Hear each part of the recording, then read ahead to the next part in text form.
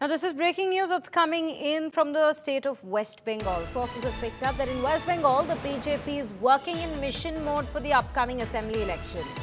Keeping the West Bengal assembly elections in mind, the BJP has started working on its strategy in mission mode to win over Bengali voters. In particular, the BJP is focusing on those migrant Bengalis who work in other states but still have voting rights in West Bengal. Now, as a part of its strategy, the party is reaching out to the migrant Bengalis living outside Bengal through its state units in those very regions. Even though these local units may not have Bengali voters themselves, they maintain contact, relations and family ties with people back in Bengal. So this is the strategy that our sources have picked up with regards to how the BJP has already started working in the very state in the run-up to the elections that's to take place in 2026. Himanshu Mishra joining me on the broadcast to bring us more details at this point on this very piece of information that we're picking up. Himanshu, very good morning to you. आप हमें बताइए इस strategy के बारे में हमें और क्या जानकारी मिल रही है, कैसे ऑपरेट कर रहे हैं,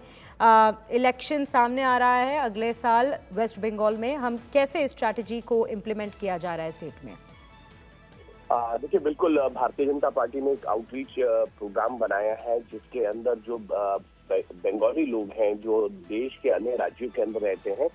उनके पास पहुंचने का, उनके साथ जो है उनकी जो स्टेट यूनिट्स हैं वो जाके वहां कोऑर्डिनेट करेंगी, चाय पे चर्चा है, तमाम साथ ही साथ इंटेलेक्चुअल्स के साथ जो है वो उनका संवाद का कार्यक्रम रहने वाला है और साथ पर कई ऐसे बंगाली इलाकों के अंदर स्नेह मिलन इस तरीके के कार्यक्रम कर रहे हैं। इस बार दुर्गा पूजा के पंडाल जो है न सिर्फ बंगाल में बल्कि दिल्ली, बिहार हो, झारखंड हो, मुंबई हो, बेंगलुरु हो, उत्तर प्रदेश के कई ऐसे डिस्ट्रिक्ट जहां पे बंगाली मतदाता या उनके जो रिलेटिव्स हैं वो रहते हो,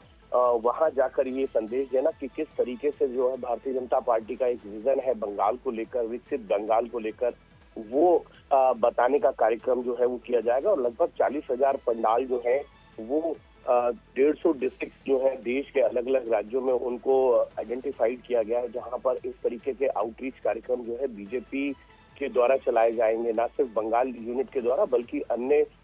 जो